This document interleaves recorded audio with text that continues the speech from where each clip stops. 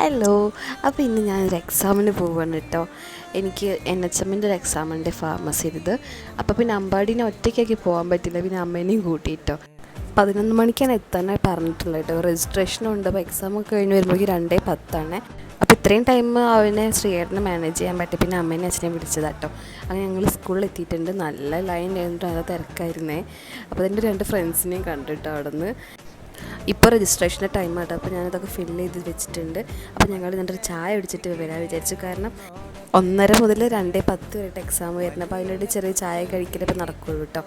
ഞാനൊരു മിഡ്-ലൈമാട്ടോ കഴിച്ചത്. അങ്ങനെ ഞങ്ങൾ റിട്ടേൺ വന്ന് എക്സാമൊക്കെ എഴുതി. അവിടുന്ന് നേരെ ഒരു വെജ് ഹോട്ടൽ കണ്ടുപിടിച്ച് എത്തിയിട്ടോ. വലിയൊരു വൃത്തിയൊന്നും ഞങ്ങൾക്ക് തോന്നിയില്ല, കാരണം ആ ഒരു നേരത്ത് ഫുഡ് എവിടെയും കിട്ടിയില്ല കേട്ടോ. പിന്നെ ശ്രീയേട്ടൻ മലയ്ക്ക് പോണ കാരണം വെജിറ്റേറിയൻ മാത്രമുള്ള ഹോട്ടലിൽ കയറണേ. അങ്ങനെ റിട്ടേൺ പോകുന്ന വീട്ടിലെത്തിയപ്പോൾ എക്സാം എഴുതി ക്ഷീണം കാരണം അച്ഛനും മോനും കിടന്നിട്ട്. അപ്പോൾ ഇന്നത്തെ വീഡിയോ ഇത്രയേ ഉള്ളൂ. Bye bye.